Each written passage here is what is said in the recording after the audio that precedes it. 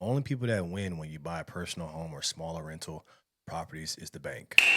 The president said home prices are not coming down. He said, actually, I'm going to drive them prices up because people that own their home, I want them to maximize as much as possible. Affordability for younger generations is not as important as it is for the 60 to 80-year-olds paper net worth. One of the major problems with real estate is that it's looked as an investment.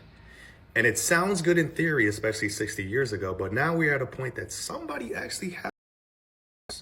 And if wages aren't increasing, how will anybody do that? A lot of people are house poor, putting everything that they have into their home, and hopefully over the course of 10, 20, 30 years, it 2x's, 3x's, 4x's. So in boomers' cases, it's 6 to 7x.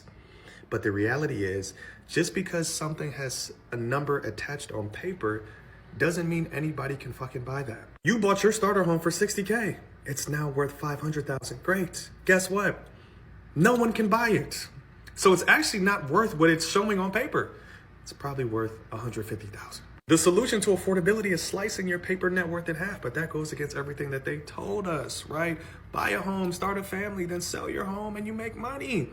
Housing was never supposed to be an investment, especially for the common individual. The marketplace dictates what your house is. If you put your house up for 800,000 and you only get bids for 400,000 and you never get a buyer, it's not worth 800,000 on paper.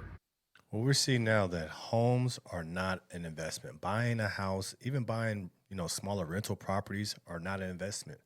Only people that win when you buy a personal home or smaller rental properties is the bank, realtors, the government, because of taxes. It is not a wealth building tool anymore. It was only a wealth building tool for the boomers. But what's happening is the boomers are they're being one of those situations where they're asking for too much and they want too much, but they're not going to get what they want. It's because nobody can afford what they want. When we're looking at housing, when we're looking at homes, when we're looking at smaller rental properties, it's not worth it. You're better off renting. As a person that owns homes, owns properties, it's really better to just rent because all of the fees, all of the bills, all the things that you have to take care of, it's not worth it. It's not worth it working with tenants, dealing with their issues, dealing with their problems. It's simply not worth it. It's only worth it if you bought the property 40, 50 years ago. It's only worth having these properties and going through the stress if you had these properties for 40, 50 years because you was getting homes for 50 grand, duplexes, triplexes, quadruplexes for 100 grand, and now they're worth a million. It's only worth it. But now, why would you buy those properties now when you have to deal with all these headaches? Why you have to buy these properties now is you have to pay all these bills.